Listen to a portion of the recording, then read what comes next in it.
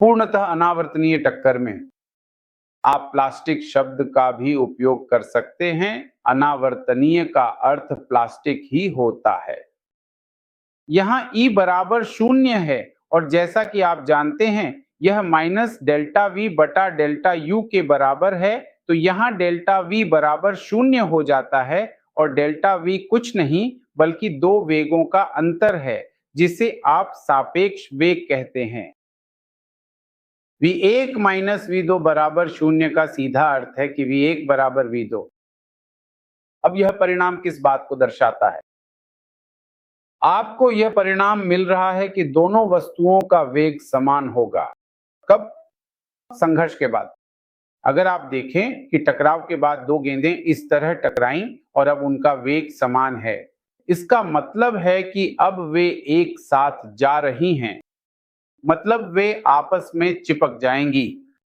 यही एकमात्र संकेत है इस अनावर्तनीय टकराव का कि जब भी वस्तुएं इस प्रकार टकराती हैं, वे एक ही वस्तु की तरह एक साथ चलेंगी। यही एकमात्र मापदंड है, या आप कह सकते हैं कि यह टकराव की प्रकृति जांचने के लिए ऐसी टेस्ट है। अगर वस्तुएं एक साथ चल रही हैं तो आप तुरंत कह सकते हैं कि यह अनावर्तनीय टकराव है। उदाहरण के लिए मैं आपको एक रेत की बोरी का उदाहरण देता हूं जो लटक रही है। छत से लटक रही रेत की बोरी में कोई तेज तीर आकर घुस जाता है, तीर उसमें आकर फंस जाता है। अब दोनों एक साथ चलेंगे। वह तीर उस रेत की बोरी को पार नहीं कर पाएगा, इसलिए वह उसमें फंस जाता है और दोनों एक साथ चलते हैं। यह पूरी तरह से अनावर्तनीय टकराव का उदाहरण है, जिसमें दोनों वस्तुओं की चाल दी गई है, वे टकराती हैं और एक साथ चलती हैं। तो संवेग संरक्षण के अनुसार दोनों के संवेग का योग अंतिम संवेग के बराबर होना चाहिए, और यह वही सामान्य चाल है जिससे टकराव के बाद दोनों वस्तुएं एक साथ चलती हैं। इसके बाद आती है अपूर्ण प्रत्यास्थ टक्कर। आपको इस प्रकार की टक्कर याद रखनी चाहिए जिसे हमने अभी कवर किया है। इस प्रकार में अधिकतम गतिज ऊर्जा की हानि होती है। अधिकतम हानि का अर्थ है कि गतिज ऊर्जा गर्मी, प्रकाश और ध्वनि आदि में बदल जाती है। तीसरी प्रकार जो अधिक व्यावहारिक है वह है पूर्ण प्रत्यास्थ टक्कर, जो मूल कणों के बीच संभव है।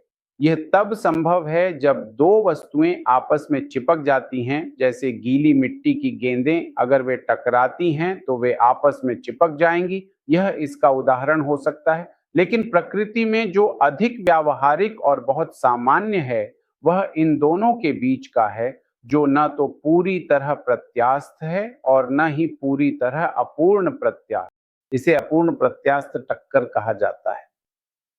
अपूर्ण प्रत्यास्थ टक्कर के लिए E का मान 0 और 1 के बीच होता है। 0 और 1 के बीच।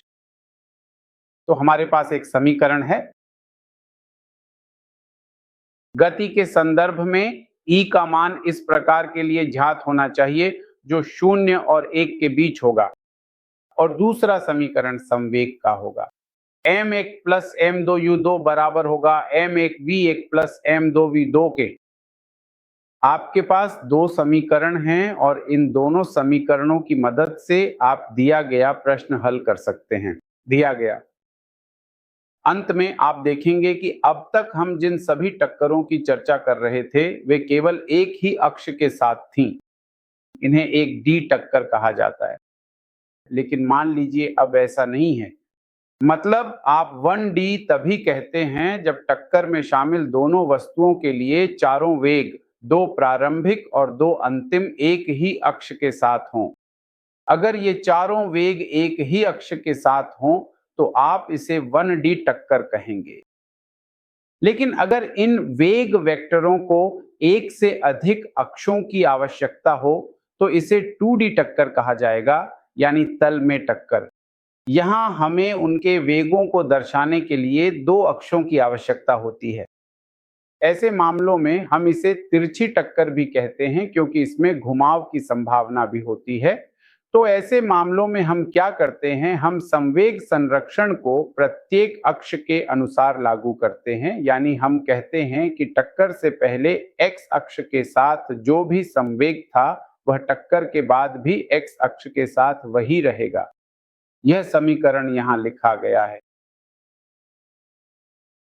इसी तरह y अक्ष के साथ भी टक्कर से पहले जो संवेग था वह टक्कर के बाद भी वही रहेगा। तो इन दोनों समीकरणों को हम दिशा को ध्यान में रखते हुए अलग अलग हल करते हैं।